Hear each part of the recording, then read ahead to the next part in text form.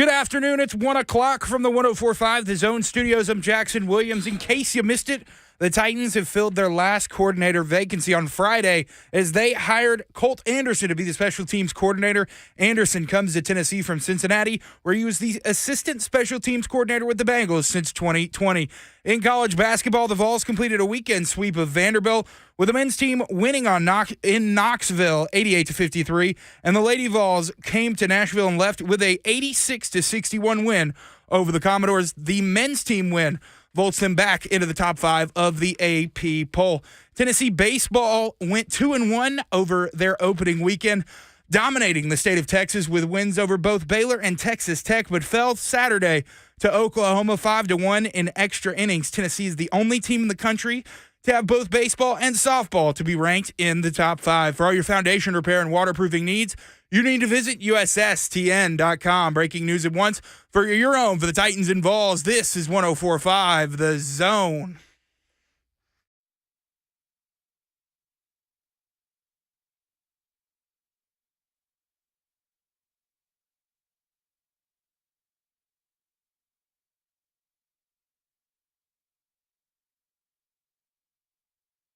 Let's do this, Blaine and Mickey, 104.5 The Zone. Hope everybody's doing okay. Bunch of y'all got off work today, so I appreciate you spending your off day with us, man. That's the way you got to do it. You just download that Zone app, and if you're at work or at home or probably on the golf course today, some people, then you just take us with you, and you can listen anytime, and then you get surprises like this. So normally we got our defensive captain, the Hitman, in here. Today we got our offensive captain, Kevin Dyson, sitting in for the Hitman. Sitting in for the Hitman. It's been a long time since I've been on air with you, man. I know. It's been a while. It has been too long.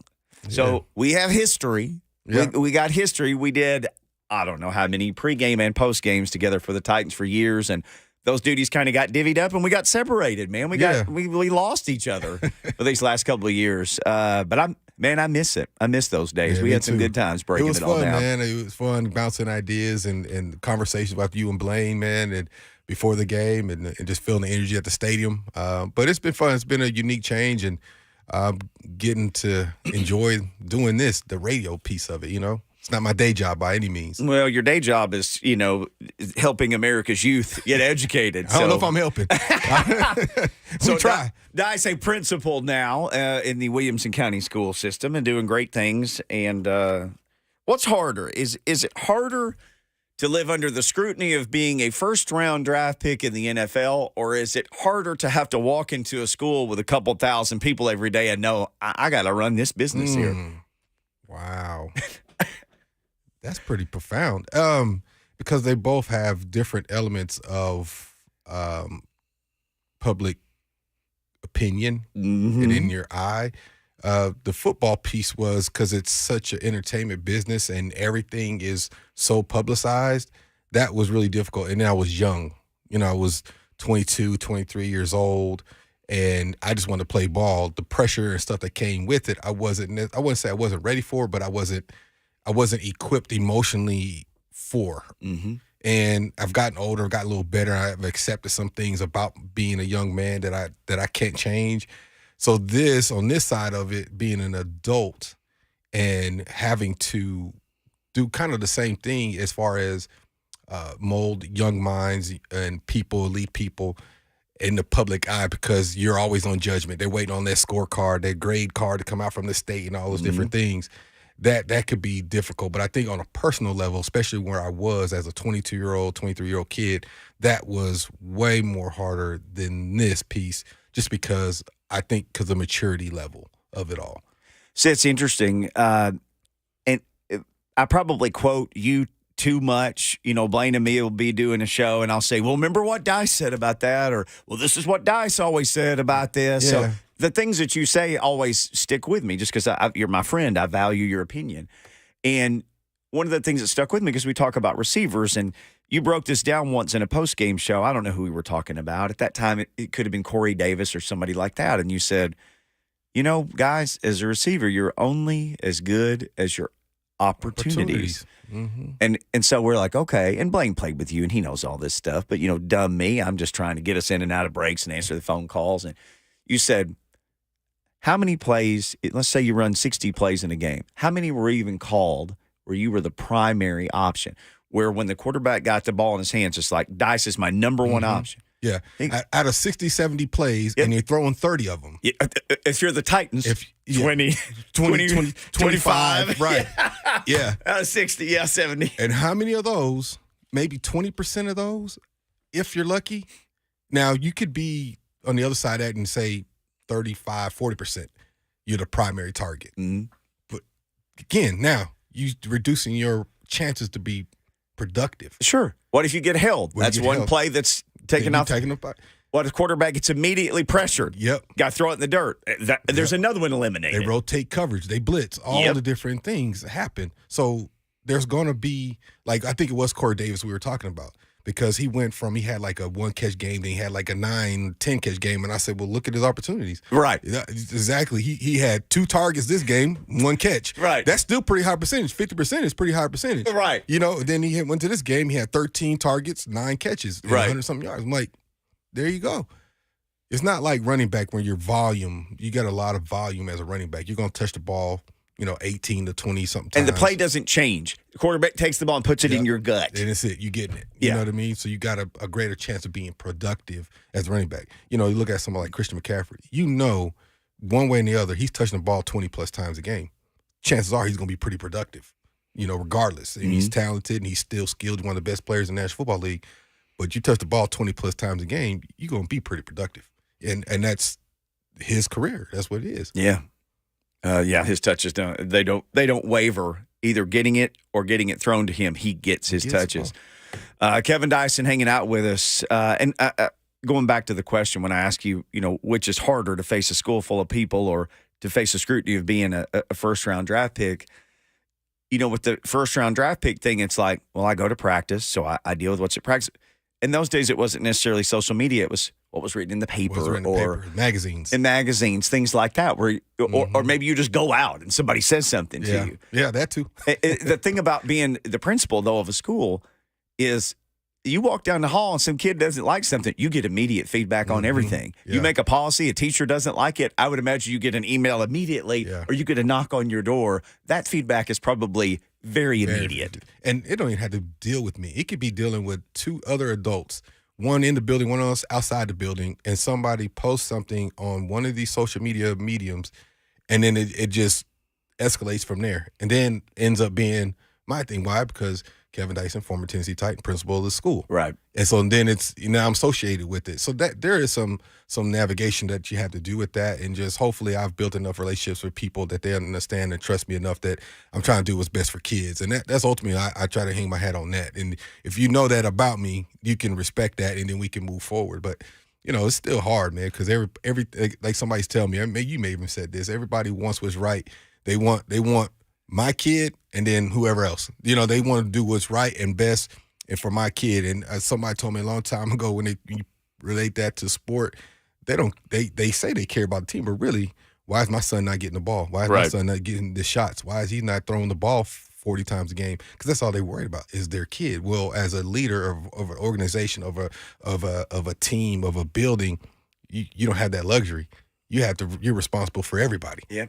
So you have to do what's best for the organization. You have to do what's best for the team. You got to do what's best for the department or things of that nature. And that's the hard part of leadership, trying to manage personalities, egos, but also maintain a level of integrity by doing what's best for everybody. So from an educational standpoint, you always put the kid, to me, maybe some principals listening may feel different. You always put the kid first when you make decisions. And I always say we put kids first, adult decisions later, because this is public school for kids. Mm-hmm. So you always put that first. And that's kind of my philosophy on it.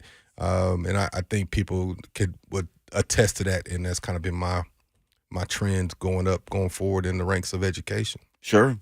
Well, you got to put your stamp on your school. Like you said, take care of your kids. You and I haven't been able to do a show together in forever, but we saw the Titans going through a transition. They've got a whole new staff. Yes. Going in, dare we say it, an offensive direction. We had Mike Vrabel for the longest time, who was a defensive-minded head coach. And it's not like they haven't had other offensive-minded head coach. That's what Ken Wisenhunt. That's what Mike Mularkey played tight end in the NFL for a long time. So it's not like they haven't had other offensive-minded head coaches.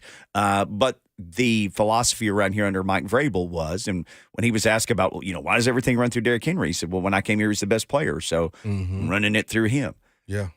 Probably not going to have Derrick Henry around anymore. I would imagine he takes an offer to go somewhere where he can try to put a ring on it, because that's all that's missing. I mean, that's all that's put a missing. stamp on his Hall of Fame career. Same thing. People like Eddie, Fred Taylor, guys that had great statistical careers, playoffs, closing in on MVP awards, led the league in rushing or right there, and they just don't have that championship to seal the deal, to give him the Hall of Fame nod. I think Eddie's been a semifinalist now, and obviously biased. I feel like he had a Hall of Fame career. He was doing stuff. He was the first to do this, 9 consecutive years of this. You know what I mean? So, and to that point, I think like Derrick Henry being a throwback, if you will, of a player, it kind of makes it even more intriguing to me because he's in the passing era of football. This is the put the ball in the air, put the fans in the seats, we're trying to put points on the board era, and he still was able to be as productive as he was for the length of time that he did. And that's what makes it intriguing for me, for him, as far as where do the voters see him as far as a Hall of Famer. Now, as far as this free agent thing is concerned, there's a lot of backs. And this is a similar conversation to last year. We got a lot of the same names that are free agent again. The value of the running back is devalued. It's not the same as it was when Eddie played, even before that. So it's a different era of football. He's a different type of back. He's versatile, but not to the level of, say, Austin Eckler or Christian McCaffrey. Right. Kamara. Or Kamara, or even Saquon. So he's not as he's versatile. He still catch ball in the backfield, but he's not to that level of a pass catcher or route runner that they are. So he's limited in that sense of probably places and opportunities in which he can go, because we are in that era of put the ball in the air. So with that being said, where do you see him fitting? I don't necessarily think Callahan has that vision for a quote-unquote one-dimensional back. I think he's looking to get somebody that can add multiple dimensions. It also has a complement to whoever that back is, unless Tyjae Spears becomes the back, which I don't necessarily see that either. But so you go get Austin Eckler. They got money to spend. Do you get Saquon Barkley? Do you get Dalvin Cook? Do you get one of these guys spending money for 2-3 years, because that's about that window of time, to be a multifaceted back, to have the complement of Tyjae Spears, to go forward your offense? And that's going to be an interesting piece right now, because I think running back is an intriguing position, not just for the Titans in the National Football League in general, just because what took place last year, the conversations. Josh Jacobs, another one who was maybe a little bit more diverse in his game than Derrick Henry as well. And the conversation, the Zoom that they all got onto, and we're talking about the value of the running back position and really want to be productive. And they're Pro Bowlers. They had productive years, but the value and what people think about the running back position has changed, and they're using multiple guys in multiple ways. So it's going to be interesting to see this offseason. Tony Pollard, another guy. Yep. And he's pretty multifaceted himself. So it's going to be interesting to see what they do. Kevin Dyson hanging out today for the Hitman. Here's what we're going to do. You got questions? You want to talk to Dice about anything? First hour of the show is wide open, 615-737-1045. You got a Titans question. You want to weigh in on anything with Dice? You can still catch him on the post-game show, so I'm sure all of you have been listening to that. Anything you want to follow up on now that the season is over? We're coming up on franchise tag opportunities for teams. We're coming up on legal tampering and then free agency for teams. And, of course, it is draft season right now. The HBCU Combine is live on TV, so evaluating draft prospects as well. Why don't we do this with Dice, though, next? Let's go through some of the, there's not many left. Let's go through the wide receivers on the Titans roster. Let's talk about those guys, how they can help, how we think they may be able to fit into a new offensive scheme under Brian Callahan and associates. We'll do all that and more. And again, welcome your comments as well on the F&M Bank Chat on Twitter at Blaine and Mickey. Follow us there, too. Or, as always, on the phone line, if you're hanging out today off work, 615-737-1045. Back with more Blaine and Mickey, powered by All Four Seasons Garage Doors. Next.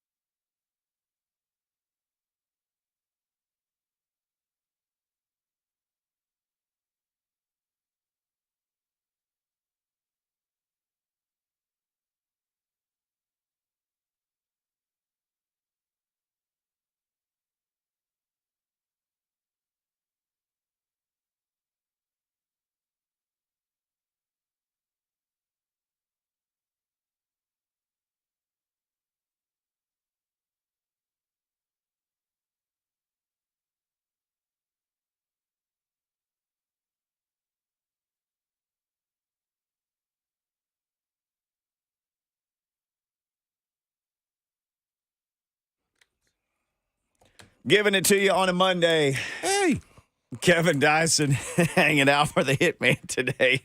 there you go. You're a bass player. Oh, this one works every time, man. This one works every time.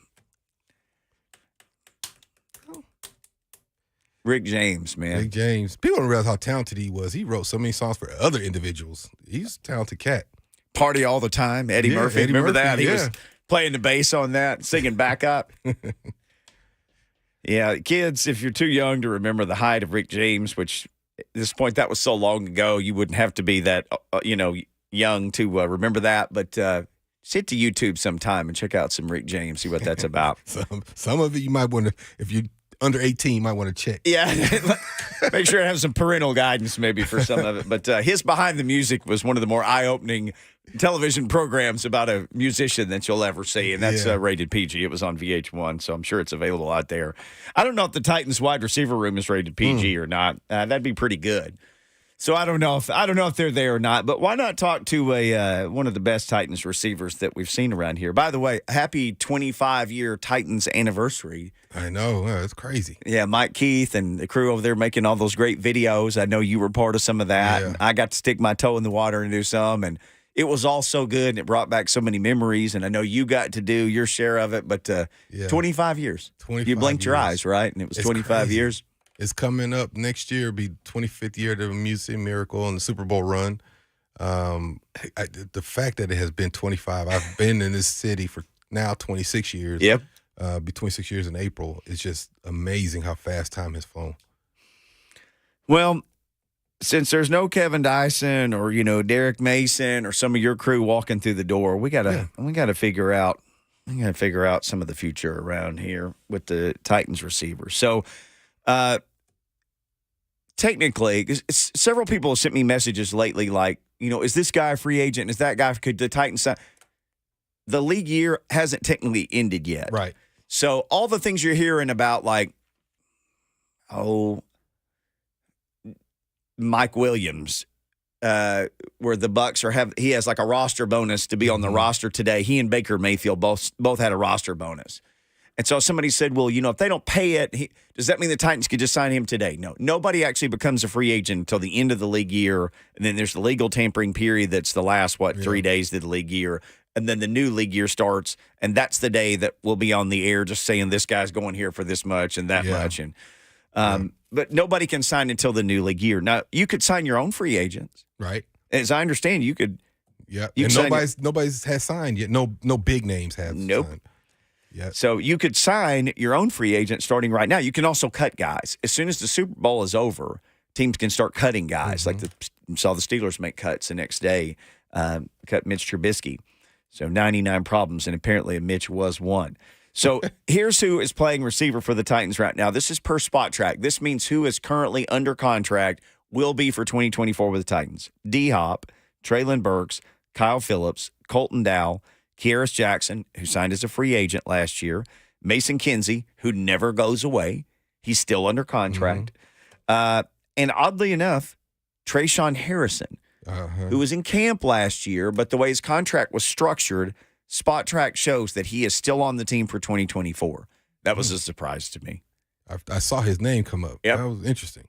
So he was in camp last year, and a guy that we all got a look at, but he's still, based on his contract status, still shows that he's part of the Titans. So we don't necessarily have to get much into Trayshawn Harrison. Yeah. But DeAndre Hopkins, Traylon Burks, Kyle Phillips, Colton Dowell, Kearis Jackson, Mason Kinsey. So let's operate off of those 6 guys that we have a pretty good working knowledge. All right. So really, you can circle D-Hop, and then the rest it's up for debate. I think based on that, the free agents that are there, with Chris and Nick, those would be the only other 2 I think would be debatable to me. I think Kyle has kind of overstayed his welcome in a way from the injuries and lack of productivity. I think the things in which he was brought here for has not materialized. The return game, I thought he was going to be a guy. He trended that well to be able to move the chains in critical downs. That didn't work out. Colton Dow, I think, is interesting. I think he's a guy who adds value from a special team standpoint. Big body, Right. Still young, still learning the game from a big perspective, right? Smaller school, but I think he has potential to be a productive backup in this league. You know, I look at a guy like and a friend of mine, Marcus Kemp, who won multiple Super Bowls with the Chiefs. He's been around the league, but he was a backup receiver, the backup to the backup, but very productive in special teams as a gunner and things of that nature. And they just kept signing him. He's had a 6-7 year career because of it. And I think you can look at if Colton can continue to develop as a receiver and continue to develop and compete on special teams, he can find his way on an NFL roster, if not here specifically. But after D-Hop, you really got to start looking at what are we going to do. I think you mentioned it earlier. I think you got to find somebody that can take the top off the defense. I think you got to find somebody that can get vertical consistently. The other piece that is missing from the Titans locker room, from a receiver's perspective, is what A.J. Brown brought to the equation. A.J. can get vertical, yes. We knew he could, but he could turn a slant from a 7-yard completion to a home run. Right. And that is where you got to look. Other free agents that are out there, there's very few like that. More of these guys are vertical guys. There's very few that are the shifty, make you miss, and turn a 3-yard gain into a 30-yard gain. There's a few of those guys out here. Not a whole lot. Very few. Most of them are to the other side. The more lankier, the more bigger, thicker guys that are going to win jump balls and things of that nature, run skinny posts, run go routes, run deep crossers, deep digs, things of that nature. That's more or less the free agent pool. Mm-hmm. But you look in the draft, there's a Malachi Corley, a guy that's at Western. You look at his legs, he's got them thicker stoles. He runs, he plays physical. He stiff arms people. He plays with bad intentions. He just got to work on a couple things in his game. But that's a guy that you can embed into your receiver room later in the draft, and he adds immediate value. Now, I don't know how he will be in the return game. They can develop him as a returner. He can be another guy that can be substantial as far as coming in as a young rookie. But this free agent list for receivers, man, it's going to be interesting to see where a lot of these guys end up.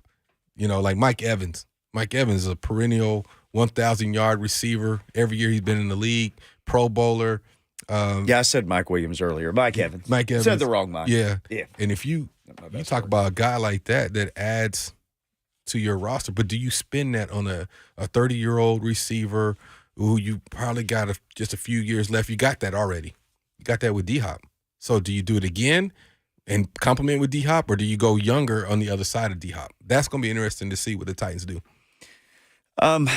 Let's talk about a couple of guys that Titans fans spend a lot of time talking about, Treylon Burks and Kyle Phillips. Now, you mentioned Kyle Phillips. Like, we all kind of thought, okay, we see him practice every day. We'd come back and talk about him like, oh, my gosh. Yeah. His short area quickness, his ability to separate. Now, if you had a 40-yard dash, there were probably other guys on the team who could outrun him. But if you had a 5-yard dash where you had to turn to run one way then the other, he could probably beat a lot of people at that. Been injured. Hasn't translated, didn't get a lot of opportunities. You know, there was a game last year, Dice. Yeah. And I'm sure either you and Lucas or you and Brent, whoever you're doing the post game with that day, where they deactivated him so Burks could go and just run down the field on every play and get his game shape again. Yeah. That's where he was. Mm-hmm. Do you think as this new – because here's the thing. I told the story late last week. When I was at Arkansas State and I was working in radio, then I worked at the college. We had 5 coaches in 5 years. So every time a new coach came in, he would take some guy who had been down the depth chart and he'd be like, I love this guy in my system. You should be playing. And inevitably there'd be a couple of guys who'd been starters and he'd go, I have no idea why this guy was starting. He's too slow. He's too small. Mm-hmm. So we had 2 of our best defensive players. One got benched 1 year and it took him till game 2, and then he was all conference after that. He just had to win back the new staff. Next year, another guy, Q Lee, who actually got a tryout with the Titans, they said, you're too small to play linebacker in our system.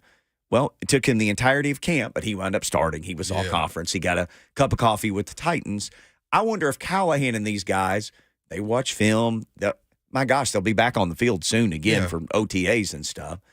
Do they look at somebody like Phillips and go, there's nobody else like him on the roster?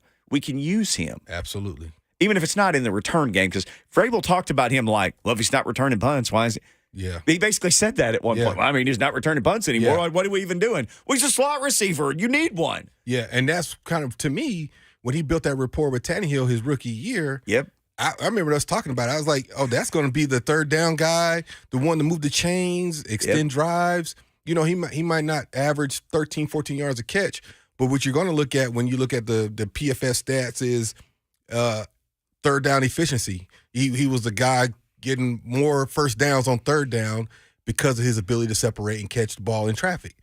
But then injuries transpired, and, you know, then you draft another receiver, and, you know what I mean? You're going to give him an opportunity to play. And I think uniquely, you might be right in the sense that Callahan, you got a clean slate. Yeah. So if you're out here, you got another opportunity. It's like a fresh slate. So they're looking at you with different set of lenses. They're just out here trying to evaluate. Now, don't get me wrong. They've watched film. They know you. They would have scouted him. Come on. Yeah. And they probably evaluated you in college. So they got a general idea. But now they're here in their offense. And I think if you look at what Cincinnati has done with Boyd and Higgins and Chase, a three-headed monster, three guys capable right there at the cusp of 1,000 yards. He's looking to emulate that in some form or fashion. And if you look at the Titans roster right now, do you have two 1,000-yard receiver and a third that's verging on 1,000 yards? You don't. Oh, history says no. It says you have D-Hop and other people. Yeah. You know what I mean? And that's not to say anything bad about them, but you mentioned Traylon Burks. Right. I think Traylon is not the vertical threat that we had hoped. Yeah. He's not become the vertical threat. He still, I think, could be of value in on this roster, if not in the National Football League, because of his size and his stature. But his health has kind of derailed him every time he takes a step forward. Trust me, I empathize with this a lot.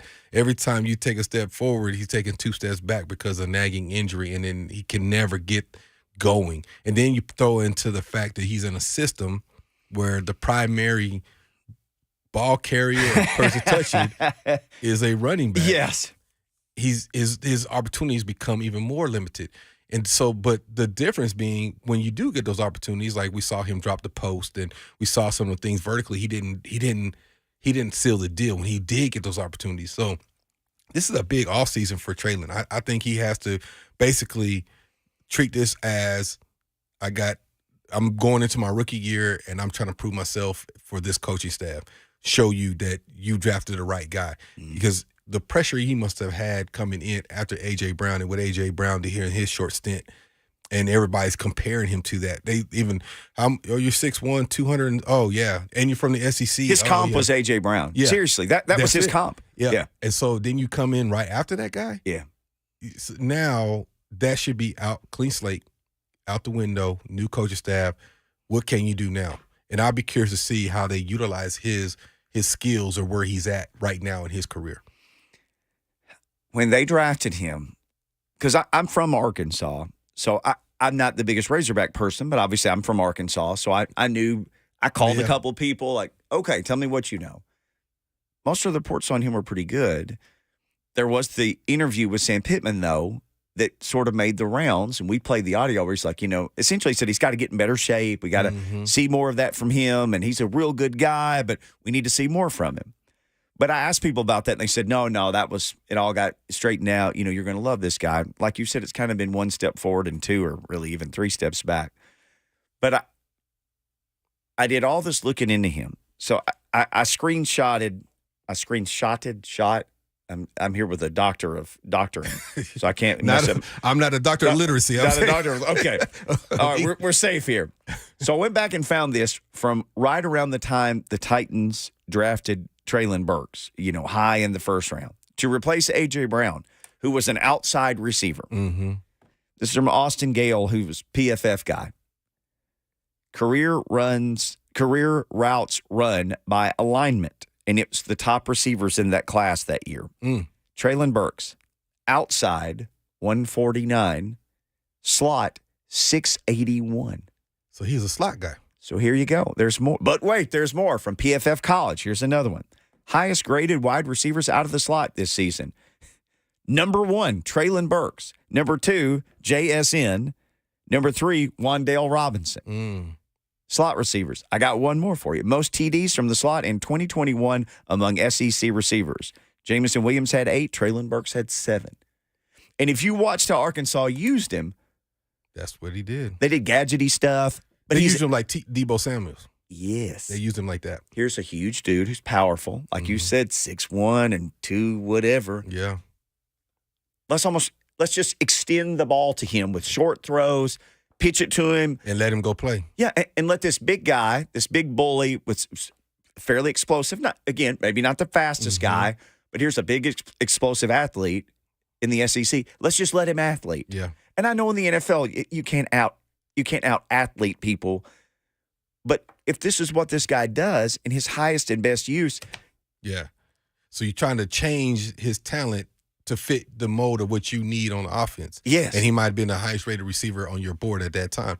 And I like that comparison. Remember if I told you, he reminded me of Anquan Bolden more than he did A.J. Brown. sure, I know he was getting the comparisons to A.J. Brown. He was more Anquan Bolden, which was a slot receiver. right. He was a big guy that worked in the slot. Fitzgerald was outside when he was in Arizona, so he was making his money inside, physical, banging against linebackers, getting hit by safeties, making big catches. And you look at some of the more productive offenses in the National Football League that have 3 receivers, and I'll use San Francisco as an example, and what they have done with Debo Samuel, being able to motion him to the backfield, pitching it to him on the run, just putting the ball in his hands.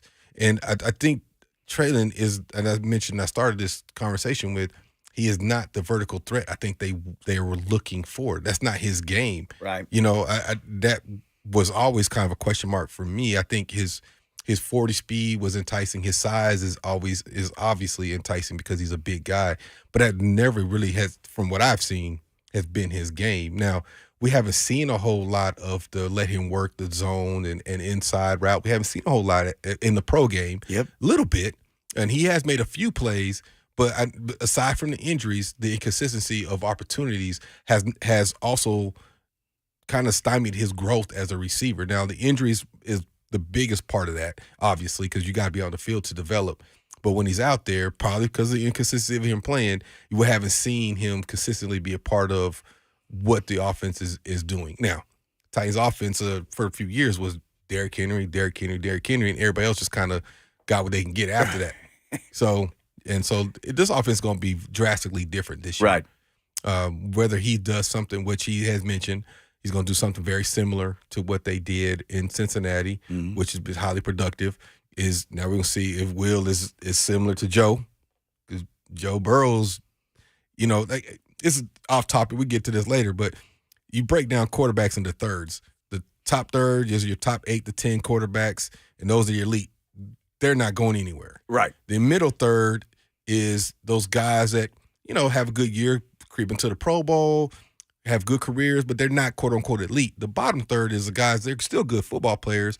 They just have some things about them, and they seem to be they get moved to another spot, to another team, and they never get solidified to be able to develop because they don't produce fast or quick enough. And I'm hoping Will is right now in that middle group that he can work his way up. And with that, though, if you talk about comparing him and Joe with the 3-headed monster receivers, he's going to have to be, he can't, I'm not putting him say he got to be Joe Burrow.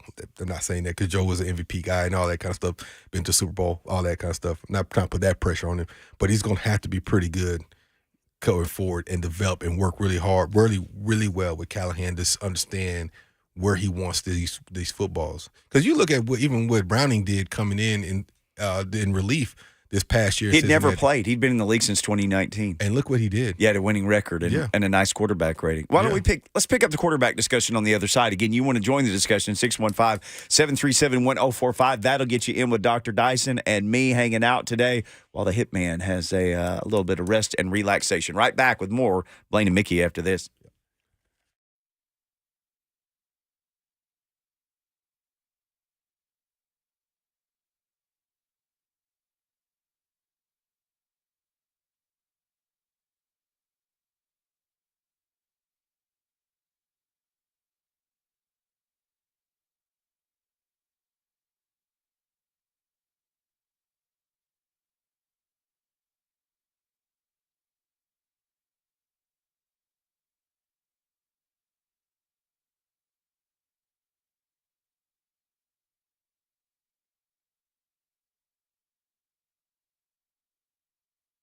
Life is busy. We could all use some extra time in our day, which is exactly why Two Rivers Ford offers mobile service. We'll bring the service to your driveway at no additional charge. Oil changes, brakes, batteries, the certified technicians at Two Rivers will perform basic maintenance on your vehicle wherever you are, so you'll have more time for moments like this. Schedule your mobile service appointment by scanning the QR code or calling Two Rivers Ford today.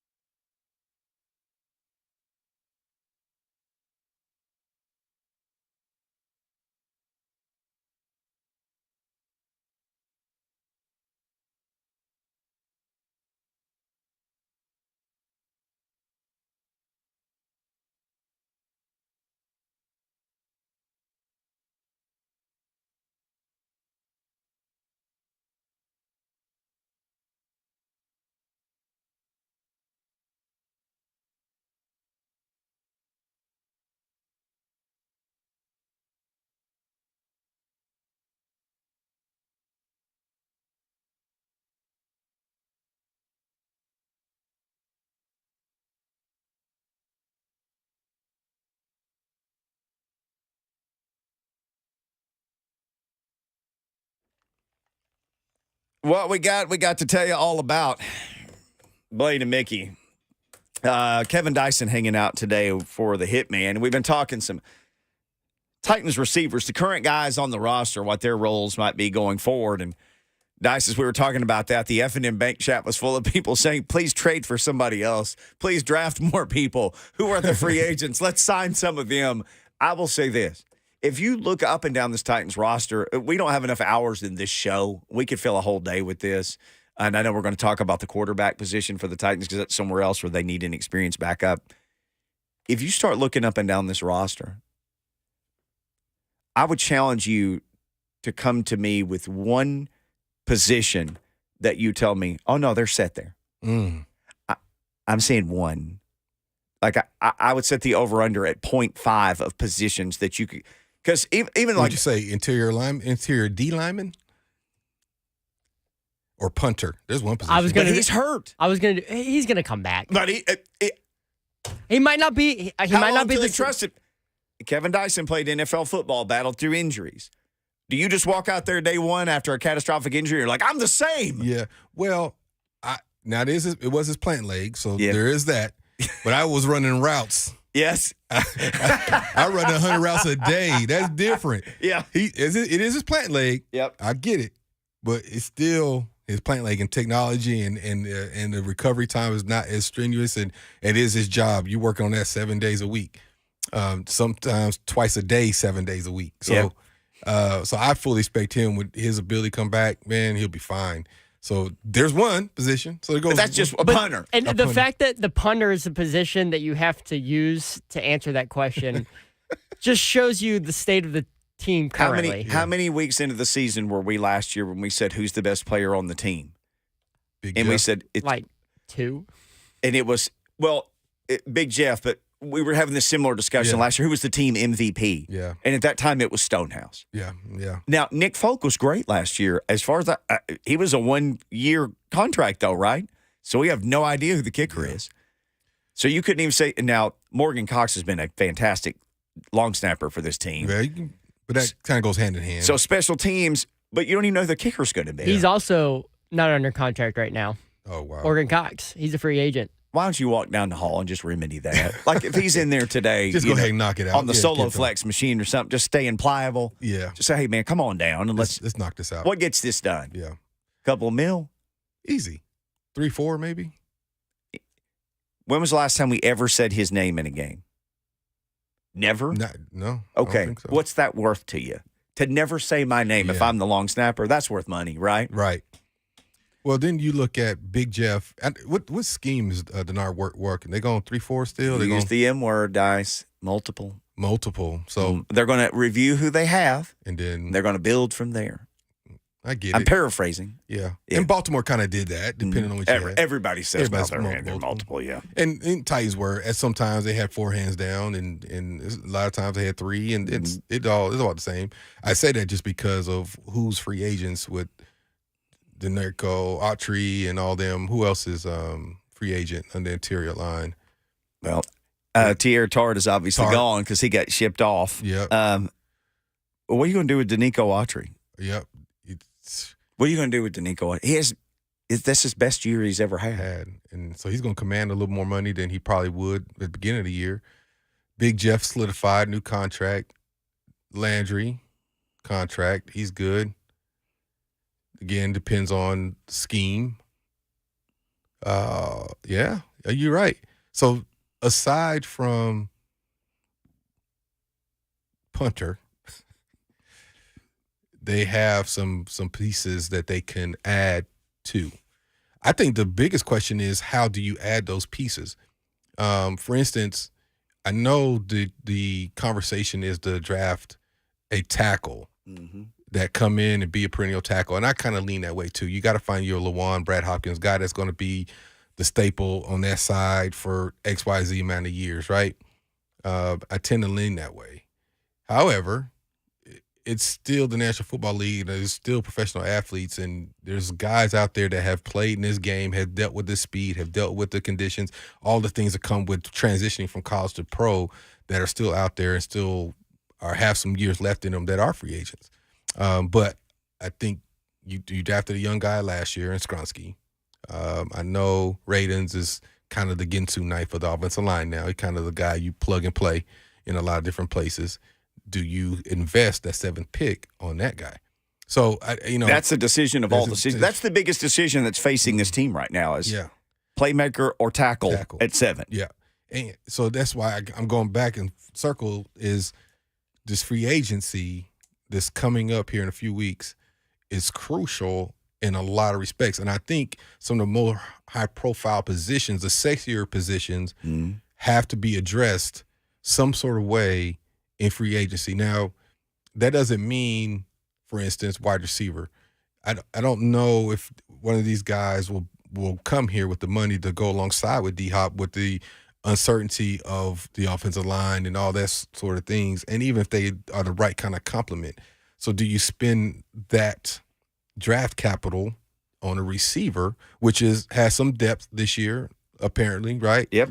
Has a lot of depth. Marvin Harrison Jr. being one, but there's a lot of guys that are vying for that 2, 3, 4 spot. Neighbors, Odunze, yeah. Man, there's a whole bunch of those guys, man. And then you look at the tackle offensive line position is super deep this year. I don't know. I don't know, man. It's a fun puzzle to talk about because we as fans, if you will, can make our assumptions, and we don't know what Rand's thinking. Agents, people he's been in contact with, free agents. I think you look at, like I started to say, some of the high-profile positions, you got to find another running back, in my opinion. I don't think Tajay is going to be a 25, 30-touch guy a night. I don't think that's him. I think he has to have a complement to him. I think you got to find a playmaker on the edges, whether it be a tight end or receiver, or maybe both. I think you got to find a complement to Will Levis or a competent veteran backup. I'm not saying Malik isn't that, he's not there yet, that you would entrust everything to him. Yeah, he's still developing, right? So you got to find that. I think you got to find a corner. I think you got to find some D linemen, pass rushers. I think safety is depth. You got to find depth there. But of all those, in ranking those, in free agency, I think quarterback is right up there. Running back is up there as far as free agency. Mm-hmm. I think you can also make the argument for tackle. But again, you've done that before. I think, in my opinion, I tend to side with let's draft that franchise guy, perennial. That's him. Going to develop him. We're going to have some bumps and bruises for a year, but we're going to develop this guy. There's some outstanding tackles in this draft. He's the new Brad Hopkins, Taylor Lewan guy. He's on that side for the next 9 to 10 years, whatever it may be. That's where I think you got to go within the draft. But I could be wrong. I mean, if Bowers from Georgia sitting there, do you not take the way this league is trending with a tight end like that? Dalton Kincaid at Buffalo, this Utah he had a great year with Allen over there in Buffalo. Yeah, man. It'd be hard if he's at 7 not to. He very well could be there. All right, we'll be here for one more hour. On the other side, let's pick up that quarterback discussion that we teased. I mean, we just got You sure did, my bad. No, 100%. We got a lot of needs to fill. Let's get to the quarterback thing next. They need an experienced quarterback. Also, got into this discussion on Friday. I'd be curious, Dice, as a guy who spent a lot of time in NFL locker rooms, to get your take on this. How long do you give Will Levis, new coaching staff? They didn't pick him.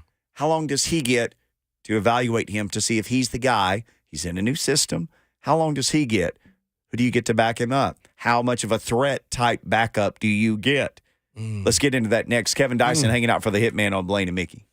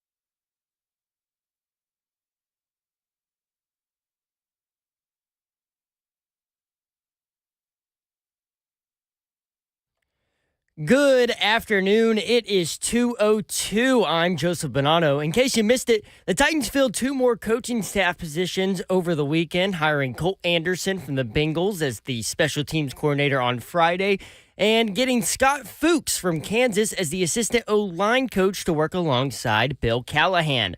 Tennessee basketball is back inside the AP Top 25 after going 2-0 last week, including a 35-point victory over Vanderbilt on Saturday. Vols forward Jonas Adu was also named the SEC Player of the Week earlier today after he averaged 17 points, 10 rebounds, and 1.5 blocks while shooting over 66% from the floor. Tennessee baseball went 2-1 in its opening weekend, notching wins over number 21 Texas Tech and Baylor, with its only loss coming in extra innings to Oklahoma on Saturday. For all your foundation repair and waterproofing needs, visit USSTN.com. Breaking news at once on your home for the Titans and Vols. This is 104.5 The Zone.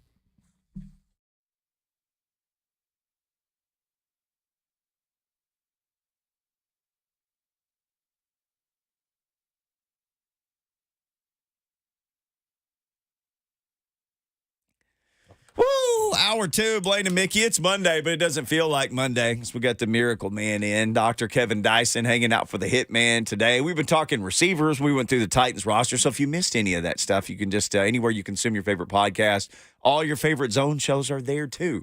So rate, review, subscribe. Don't ever miss Blaine and Mickey or any of the shows that you love on the Zone because they're available for podcast every day. Or maybe you're just enjoying this so much you think, I'm going to listen again and I'm going to play it like for my family tonight at the dinner table. Just do that. Do that. Tell them, hey, we make a house call with the doctor tonight. I'm going to listen to Kevin Dyson. Please do. Yeah, man.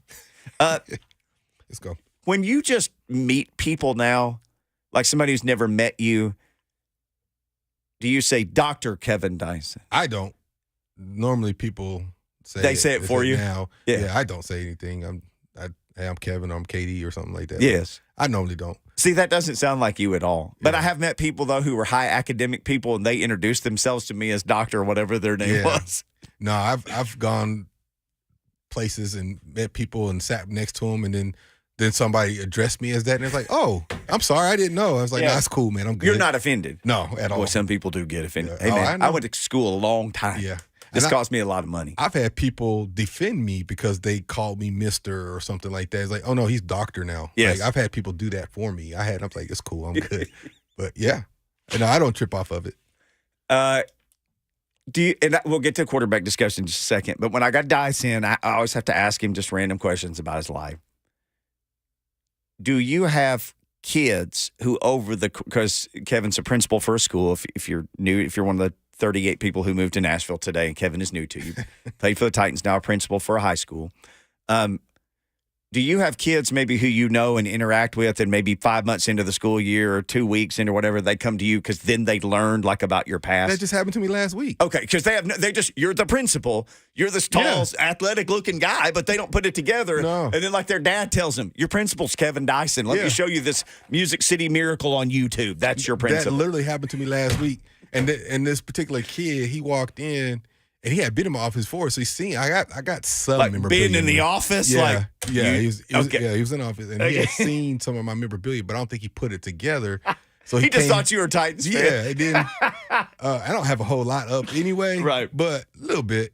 And he came in for something else. I think he thought somebody called him down. I was like, nah, it wasn't me. And he was like, can I have a little candy boy? He's like, I have one. I said, yeah. He said, hey, can I ask you something? I said, yeah, what's up? He said, my mom said you used to play football or something. I said, yeah, a little bit. The Titans? I said, yeah. I said, oh, that's cool. And he walked out. I was like, okay, that was it. All right. Yeah, played a couple of Super Bowls. Yeah. Has one of the most famous plays in NFL Literally history. a top 5 NFL play in NFL history. I don't care how you rank things. But them kids don't know. Every now and then, it happens just randomly. Like, hey, is it true that you play football? Like, the kids are finding out. Their parents are telling them. Yes. So it's kind of cool. It's kind of fun. But it's cool because they don't know me like that. Right. They just generally, I'm just, whatever that relationship is with me and that kid is based off of whatever's the interaction we're having, not just because I played ball, but some of them are starting to figure it out. My high school principal was this kind of tall, athletic-looking dude, just middle-aged white guy-looking dude. And Yeah. people kept telling me, like, ask him about sports. And I said, ask him about sports. Okay. And so he was the high school tennis coach for my high school. He was the best age group tennis player in the state of Arkansas for whatever age he was. Wow. He could serve the ball and say, I'm going to hit you between the eyes this time. And he could hit you between the eyes, even if you knew it was coming. So one day I was at baseball practice, and he was standing over on the fence watching. He had his tie on. It's after school. And the coach goes, hey, he wasn't a doctor, Mr. McKee, why don't you come throw a little BP? And he went out there and did it? We had nothing for him. He made about 10 warm-up throws. Uh-huh. One day we were in the gym practicing basketball during basketball season. Athlete. They said, hey, Mr. McKee, why don't you see how many free throws you can make in a row? He made like 60 free throws in a row in his principal clothes. So finally somebody said, explain this. Explain yourself. Yeah, tell me. And he liked it. I love him. If he's listening, Mr. McKee, I love you. But he would tell you about his exploits. No one had ever asked. He said, I was drafted by the Royals, but they didn't pay me what I wanted, so I didn't go and play. He was also all-conference. He was two-sport all-conference, basketball and baseball. Dang, he was an athlete, man. This dude. So what I'm saying is you got to start dropping the okie doke on these kids sometimes. Like come out at practice and run some routes against them. Every now and then I get that little urge. I'm like, because one of the kids who knows, he plays DB. Yep. And he'll line up in front of him. I said, man, you don't want this smoke. I may be old with this gray beard, man, but that's not what you want right now, man. One day you just need to bring your cleats with you to work.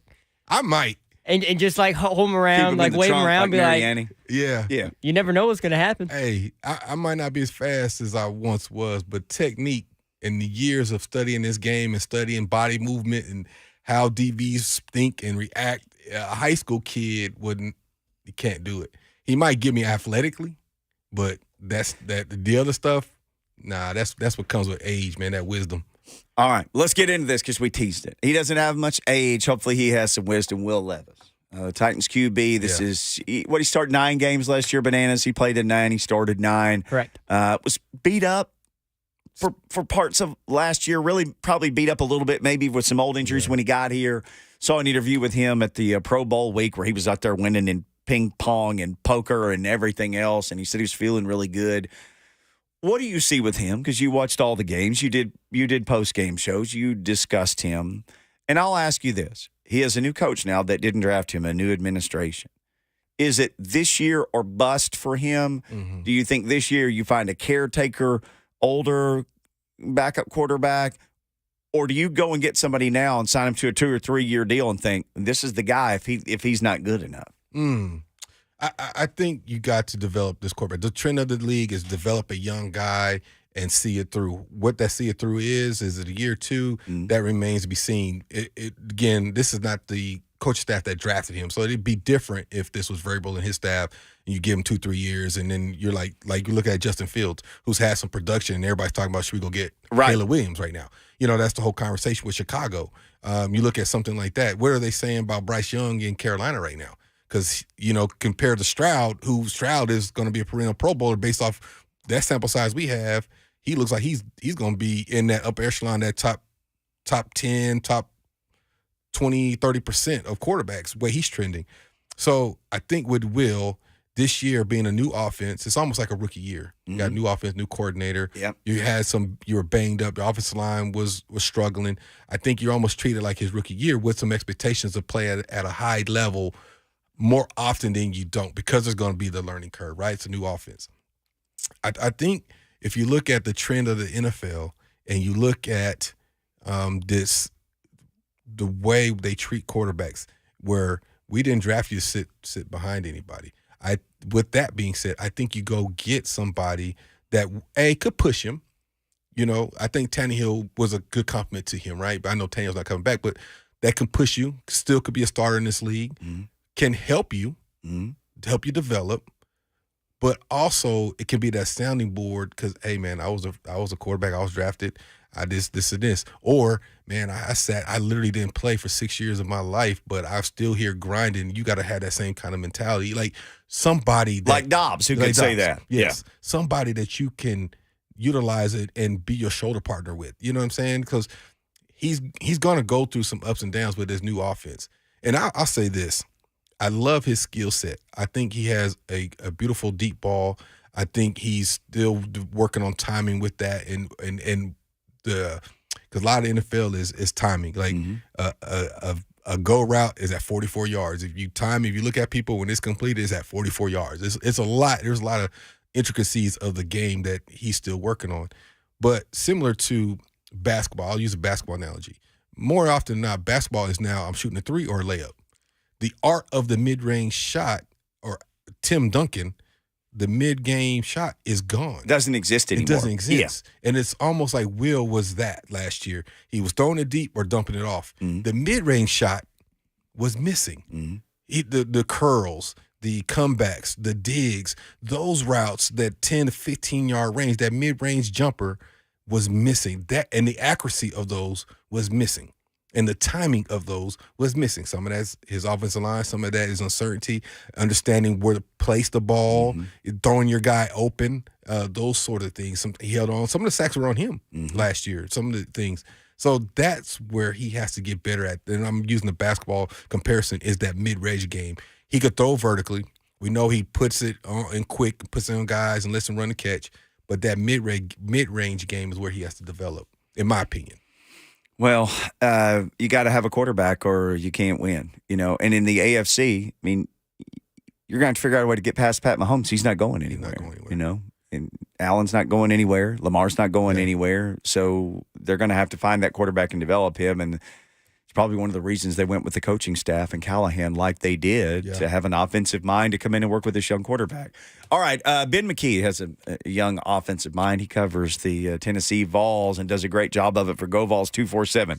A big baseball series this weekend for the Vols. Also basketball. Watt Bananas back up to number 5 ranking. Is that right? Yep, they jumped 3 teams and got back into the top 5. After just 2 absolute beatdowns of Arkansas and Vanderbilt. 35 points over Vandy on Saturday. I predicted they would win by 15. Just add 20 to that. I could have added more to my called shot last Friday. We'll get into that and more, though. Lots to discuss with our guy, Ben McKee, next on Blaine and Mickey, powered by All Four Seasons Garage Doors.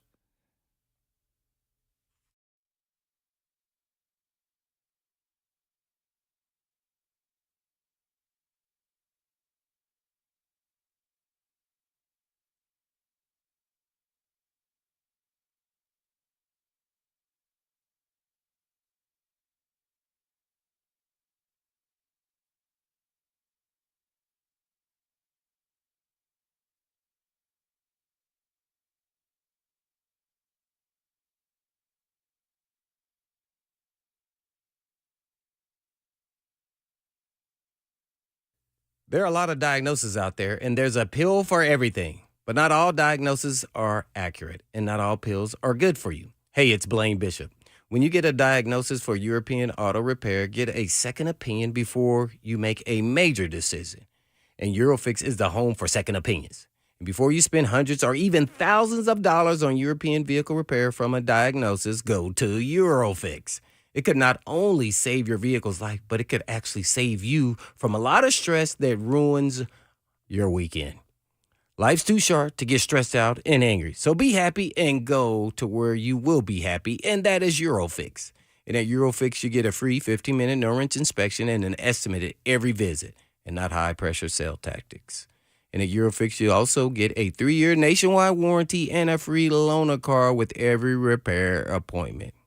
And at Eurofix, you never pay dealer pricing. Located in Franklin, Hundred Oaks, Murfreesboro, Belmead, and now Mount Juliet. And all you have to do is just give them a call at 844-EUROFIX. That's right, 844-EUROFIX, or you can just visit them online at myEurofix.com.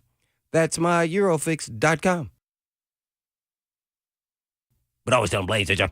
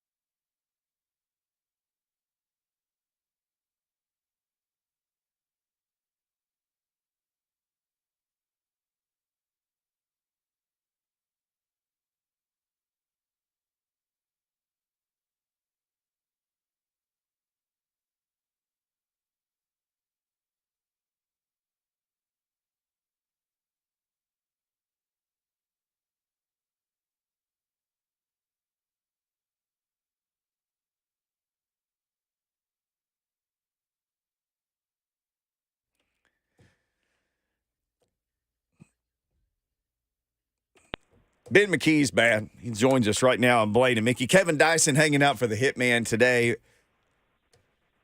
At Ben McKee 14 on Twitter, GoVols247. That's where you can read it all. Ben, say hello to Kevin Dyson, man. We got an extra offensive boost for the show today hanging out. Hello, Kevin Dyson. How are you, my friend? I'm doing well. How you doing, brother? I'm doing great. Glad we can get some offense and some points in here instead of having to worry about watching our back over the middle of the field here. Yeah, and I played against Blaine. You got to watch your back. Did you ever get him when he wasn't watching his back? No, I know this is kind of off tangent, but the story goes: my rookie year, we're in training camp at TSU, and Blaine blew me up in the red zone. We're doing one-on-ones red zone. He blew me a ball, dislodge, and everything. Here I am, first round pick, my first opportunity, and he blows me up. And he won't admit it, but he was testing me. He was testing the young guy to see what I was made of, but it was a valuable lesson. I got better from that point on. But so I know all well about the Hitman. Welcome to the NFL. Exactly. Let's go just from hits there to some hits that you saw this weekend. You were actually on the ground in Arlington, Texas. Vol Baseball picked up 2 out of 3 games on a really good road swing, to kind of see where they are down in Texas to start the season. Absolutely. I thought it was a nice start to the season against legitimate competition, playing a top 25 Texas Tech team on Friday night and a Big 12 program in Baylor that's soon to be an SEC program, so soon to be a conference foe, and then another Big 12 program in Baylor who have been solid over the course of their history. I think Oklahoma a little more successful than Baylor, but a good weekend of competition, and again, I thought it was a nice first step. I thought we learned quite a bit this weekend, as much as you can learn over the course of 3 games. The thing that stood out to me the most was just this bullpen is further ahead than I anticipated. And not that I thought that they didn't have the pieces in the bullpen. I just didn't know where the pieces were going to fit, and I didn't know what it would look like in terms of performance at the beginning of the season. But you saw several guys have big performances out of the bullpen. A.J. Causey, most notable on Friday night. Chris Stamos last night closing things down, and he had the triple play on Saturday.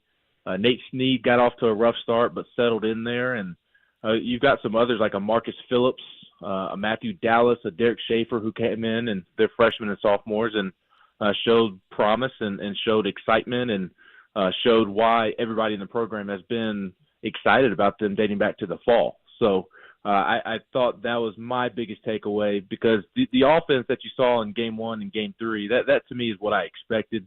It was obviously nice to see the proof in the pudding, Billy Amick and Christian Moore. Those are professional hitters playing college baseball. That's what those guys are, and they're in for exceptional seasons. But Tennessee fans are also treated to Cannon Peebles, the other newcomer, the transfer catcher from NC State. He had a nice weekend at the plate.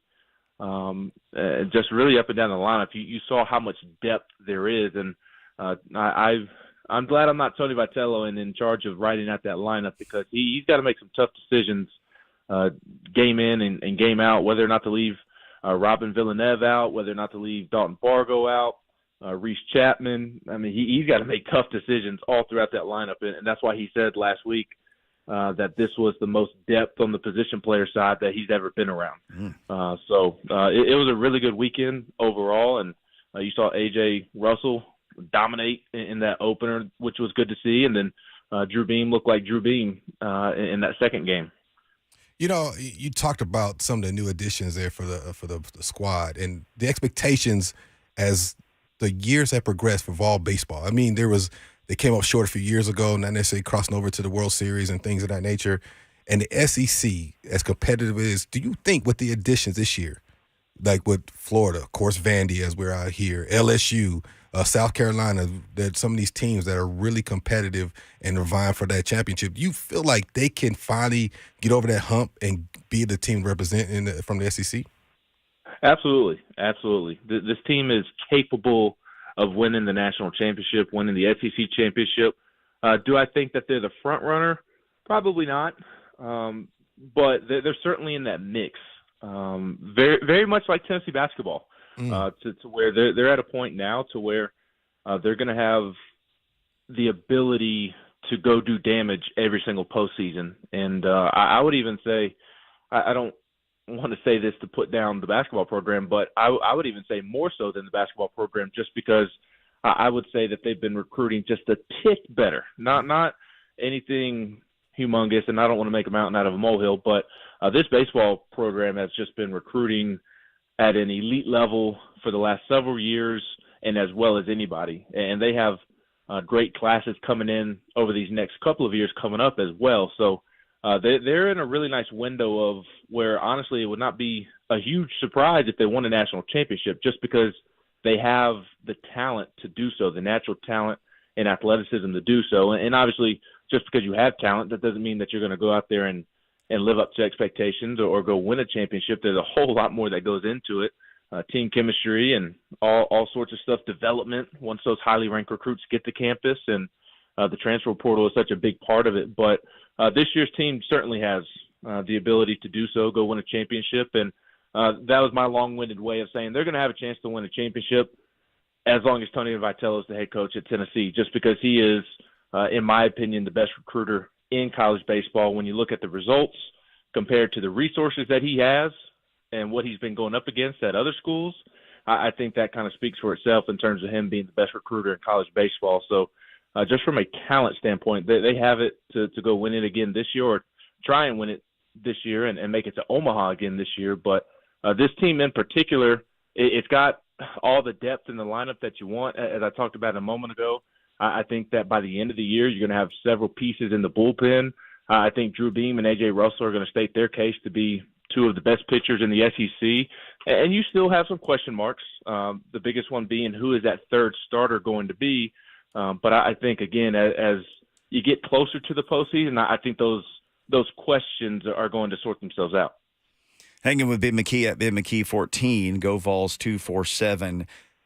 Who is the guy? So Dyson, me, we've been talking a lot about the Titans today and what they need from Will Levis, and that's going to be a huge discussion point. They'll go as far as their quarterback will take them. That's the big storyline in the NFL. Who's that biggest question mark for you with the Vols? Like, if this guy plays like an SEC or a National Player of the Year candidate, that's how they can win it all. Yeah, I would say it's A.J. Russell, the game one starter on Friday night, and he showed why. On Friday night against Texas Tech. Again, that was a top 25 Texas Tech team. They have a really potent offense, and he made them look silly.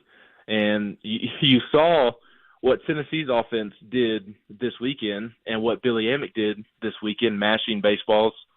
A week prior to the opener, I was over at Lindsey Nelson watching them scrimmage in what they called their pizza series, their last weekend series before the regular season starts. And A.J. Russell was pitching on that first day. And he was making Tennessee's lineup that you saw match this weekend look silly. Billy Amick and Christian Moore and those guys looked like they had never swung a baseball bat. And Billy Amick kind of joked about that in his postgame interview on Friday night after AJ pitched. So I think we all know what we're going to get from A.J. Russell this season watching him play. To the casual baseball fans, probably – are now aware of AJ, to whereas the diehards knew of AJ and his potential going into the opener.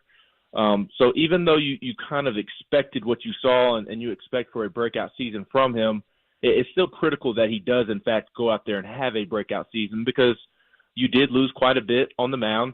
A lot of people talking about Chase Burns going to Wake Forest. You had several pitchers drafted, a lot of attrition on that pitching staff. So they have a ton of talent, but again, they're still sorting through roles. And in order for this team to accomplish what they want to accomplish, I think A.J. Russell has to lead the way alongside Drew Beam. You compared the baseball team to the basketball team, and I appreciate that. And it's as we transition, and you talk, it's a competitive league right now at the top in the SEC. And I'm assuming with the Vols and their strength of schedule, their record, depending on what they do in the SEC, they're going to be a 2-3 seed, maybe worse 4. Who needs to step up besides Dalton in order for them to have some success in this postseason? Oh, that's a good one. Jonas Aidoo is the first name that pops in my head. Yeah. I think he's the third most important player on this basketball team. Number one being, I would honestly say the most important player on the team is Zakai Ziegler, just because he's the point guard. He's the heart and soul of this basketball team. They're going to go as he goes, and you saw that when they had an ugly half here or there early in conference play or when they lost at Texas A&M or lost at Mississippi State. He wasn't necessarily playing his best basketball, but when Zakai is on, this team is really hard to beat. And I think Jonas falls into that same conversation for multiple reasons. The main one being that Jonas Adu is capable and has the potential of being one of the best post players in the entire country. And you've seen it at times this year. I mean, today he was named SEC Player of the Week for what he was able to do against Arkansas and Vanderbilt last week. But you've also seen him do it against better competition than Arkansas and Vanderbilt as well. And Rick Barnes already talks as if he is one of the best post players in the country, which I think is very fair. So on one hand, he has the ability to be a game changer, which he has done quite often this season. But Tennessee has to have him be a game changer because they don't really have a ton of front court depth. They don't have a ton of guys behind him where you know when you show up to the arena every single night, you know what you're getting from Tobe Awaka. You know what you're getting from Cade Phillips and J.P. Estrella, and those two guys are true freshmen after Tobe and Jonas. And I really like Tobe's game, and I think he has a really, really high ceiling, but it hasn't completely clicked for him just yet. And he hasn't quite been able to provide the depth that I think that they're looking for at the moment. I wouldn't be surprised if it clicks for him by the time March rolls around. But until it does, I mean, Jonas Adu's carrying the post play on his shoulders, and they have to have him play well. I mentioned the thing about Zakai Ziegler about how Tennessee's results correlate with how Zakai plays. The same applies to Jonas. Tennessee, whether Tennessee wins or loses, you can typically look and see what Jonas Adu did that night. So they need him defensively, just his ability to defend the rim. And then on the offensive end, he is so athletic for his size that he is a problem for opposing defenses. So just because of the lack of depth down there and just his natural ability, I think Jonas Adu has got to really carry the load here as they approach March. Ben McKee, our guest. Since the loss to A&M, the Vols have just absolutely destroyed two bad teams in Vanderbilt and Arkansas. And, you know, some people would say, well, you're supposed to do that. But I like a team that doesn't toy with its, you know, like the lion that toys with its food. Yeah. Just do what you're supposed to do. You know, you're coming off a loss. If you're a Vols fan, I think you got to be excited about the last two games because they're doing exactly what they're supposed to do and even more. 1,000%. I absolutely agree. It's the mark of a great basketball team. I don't think great basketball teams toy with their food, as you're saying. They show up and they beat people the way that they're supposed to be beaten. And honestly, it's one of the most underrated aspects of Rick Barnes' tenure is that he has beaten the teams that he's supposed to beat. And I know that there's probably somebody referencing the NCAA tournament right now, and I get that. But Loyola Chicago and FAU also made it to the Final Four. So maybe take that with a little bit of a grain of salt. But at least in the regular season playing conference opponents, Rick Barnes has really dominated the teams that Tennessee is better than. And that's what you saw this past week. And I think, again, that's a sign of a great team that they show up and they don't play down to their level of competition. And honestly, I think it's also, on the other hand, I think it's a sign of this basketball team getting better because when Tennessee played Vanderbilt in Nashville a couple of weeks ago, they didn't really show up in the first half. It had to turn it on in the second half. And there were some other basketball games like that as well, to where they were playing lesser competition, and they were just kind of cruising on cruise control, coasting, and it bit them in the butt, whether that be with a poor half of basketball or it resulting in a loss. So I think the way that Tennessee handled its business is also a great sign of this team getting better. So I think fans should absolutely be pleased and excited about how Tennessee played this week because, again, I think it's a sign of them getting better.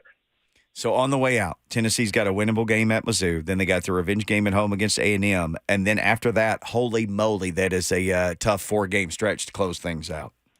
Oh, man, it's absolutely brutal. I remember the conversation a couple of weeks ago as you could kind of start to see that end of the schedule in your peripheral. And it'd be, man, who in the world created this schedule? What did Tennessee do to anger somebody over in the SEC offices? But in hindsight, I don't know that maybe it sets up well for them. I think I'd rather have Arkansas, Vandy, Missouri, some games where you can get Dalton Connect and Zakai Ziegler and Josiah Jordan-James and Santiago Vescovi off of their feet. I mean, you saw that on Saturday.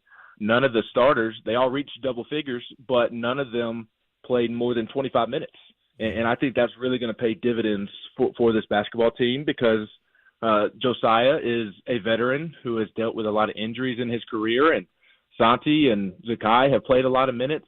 A lot's been put on the shoulders of Dalton Connect. Jonas Adu's playing as much as he ever has, and in order to keep them fresh going into the NCAA tournament, I think that is going to prove beneficial for them.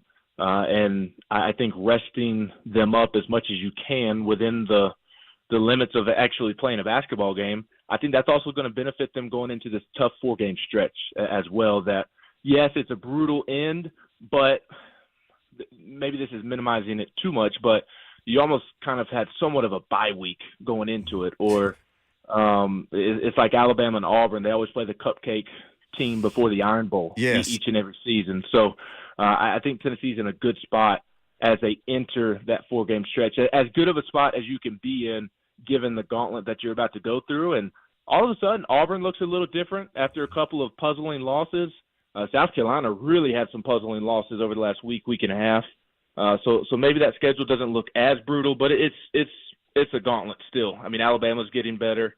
You know, Kentucky's going to want to serve revenge on Tennessee's home floor. And man, I did not have them winning at Auburn on my bingo card. So SEC basketball, it's a gauntlet, and Tennessee's going to go through it here to end the season before they get to the SEC tournament. And that SEC tournament is going to be so much fun. And I'm sure we'll have you on to talk about it then, Ben. And I'm sure we'll talk to you again before then because that's what we love to do, man. Great stuff today. Absolutely. I appreciate y'all having me on. Nice to meet you, Mr. Dyson. I loved watching you play. And Mickey, always good to catch up with you too, my friend. Hope y'all have a great week. Hey, man, I appreciate you, brother. Yes, sir. Ben McKee, at Ben McKee14. Just follow him now on Twitter. You won't miss anything. All of his stuff from GoVols247. Like we said off the top of the interview, he was actually in Arlington with the team. So if you love college baseball, he is a fantastic follow. If you follow the Vols, especially, he'll keep you up to date on everything. All right, we'll keep you up to date on what you call it earlier, dummy of the day. Yeah. Ding dong of the week. Coming up next, ding dong of the week. Let's hear about your ding dong. 615-737-1045, or you can drop a ding dong in the F&M Bank chat. Plenty of candidates. We'll get to all of them next on Blaine and Mickey, powered by All Four Seasons Garage Doors.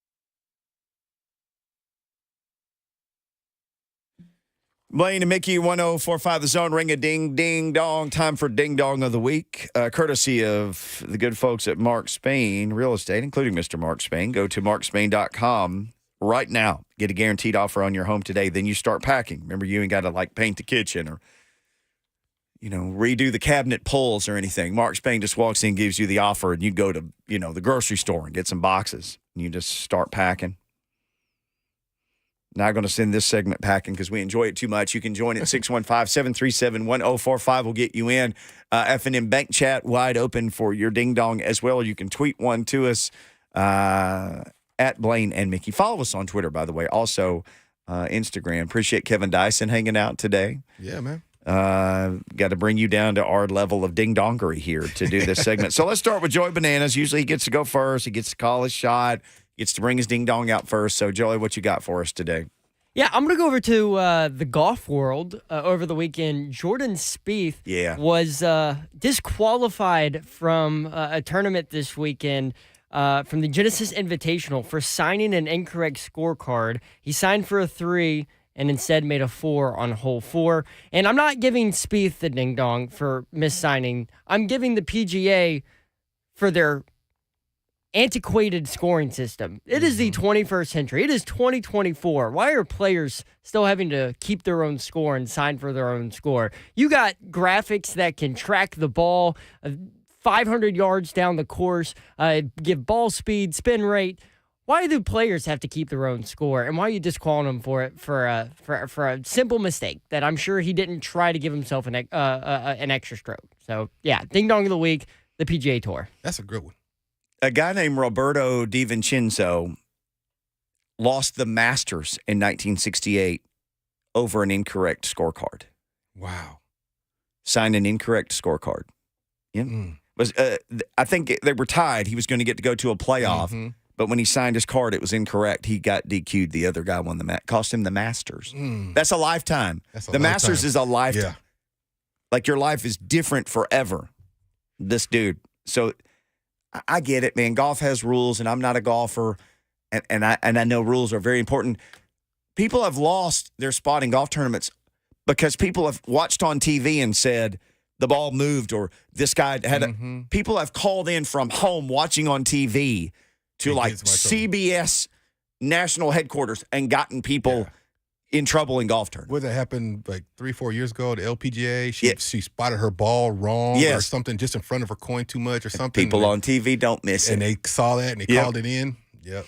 I saw a video this weekend where someone had putted a ball and it was right there on the lip of the cup and it was still just slowly turning, but because it was 10 seconds, so you have time to get to the ball and then you have 10 seconds before it scored because the 10 seconds fell. The ball fell, and after that 10 seconds, he had to re-putt from where the ball was, and he lost. He had gained an extra stroke. Wow. I get it, man. It's a dignified game and has its own set of rules, but just throw common sense in there. Sometimes common is not so common. Lonzo may be on the same page as you. We'll let you go next. Dice Lonzo in the F&M Bank Chat says, my ding-dong of the week is the NBA commissioner who said after the NBA All-Star game it was going to be great. So that's my segue. I got 2.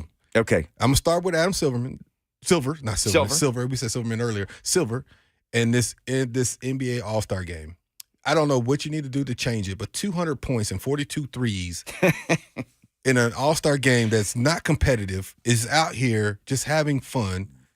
And the ticket prices for this game, anywhere from $4,000, $6,000, $7,000, $10,000s of dollars to go to this arena to watch a bunch of guys just throw the ball around, shoot from half court, shoot from full three-quarter court, throwing up ill-advised layups, alley-oops to see if it works.